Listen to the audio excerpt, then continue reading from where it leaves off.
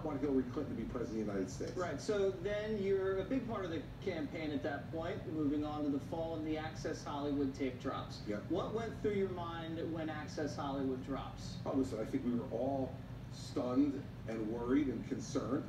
But one of the things I said to the then candidate at the time was, he said, "Is it over?" And I said to him, "No, because you're running against the single worst presidential candidate in my lifetime. So we got time to recover, but we got to do this the right way." And he went into that debate that Sunday night, and he dealt with the issue, and he really, really performed well in that debate. And that, plus Jim Comey's little letter, I think turned momentum, and now we have Donald Trump as president. That's right. Now, so there's some controversy about you in that second debate. There's people in the campaign that say Christy had the opportunity to fly on the jet with the team and go to that debate in Houston, and you decided that morning maybe not to go, and people thought that was a little disloyal. Yeah. Well, listen, that's Steve Bannon, who just making stuff up, telling me if either you're on the plane or you're off the team. It's typical Steve drama that was completely made up. I made it really clear. I called that morning and said, "Listen, I'm the only elected official here, and you haven't yet answered these questions. And if I go there, they're going to be all over me to answer these questions. I want you to answer them first." Same reason I didn't go on Sunday morning shows that Sunday before the debate. And the president knew full well I wasn't going. And that night, after the debate was over, 10 minutes after it was over, he called me and he said, "I won the debate because of you. You're the best campaign debate prepper I've ever seen. We still run debate prep for debate number 3. So this whole idea that I was off the team, I was there, and then on election night, I was in his apartment with he and Melania and Barron and the rest of the family watching election returns. So another Steve Bannon fiction. Okay, and that was a great night, that election night. It was an amazing night. Amazing, historic. No one thought it, Jesse.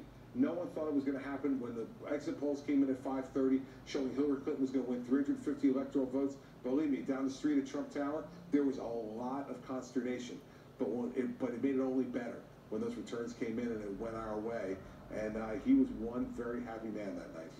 You were in the running for, I believe it was Attorney General and maybe another cabinet position, and you were also in charge of the transition. Now Christie's out writing books. He's not in the White House at all. What happened? Well, I was in the running for vice president. It came down to me and Mike Pence, and he selected Governor Pence. And I love Governor Pence, and I think he was a good choice. I was then in the running for Attorney General. He picked Jeff Sessions. But imagine if Christy had been AG. There would be no Bob Mueller. No. Chris Christie was AG. Wow. That you could be sure of. And on the transition stuff, 2 days after the election, as I write in the book, Steve Bannon called me in and fired me as chairman of the transition.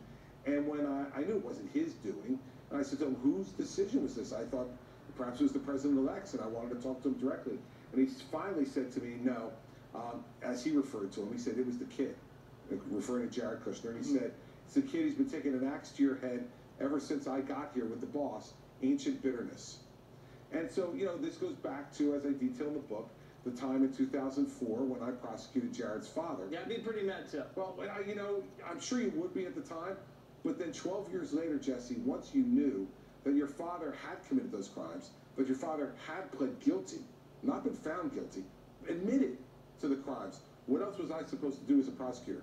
Turn my head and walk away? I understand. I took an oath, and so, you know, in the end, also, we're supposed to be serving the president. Right.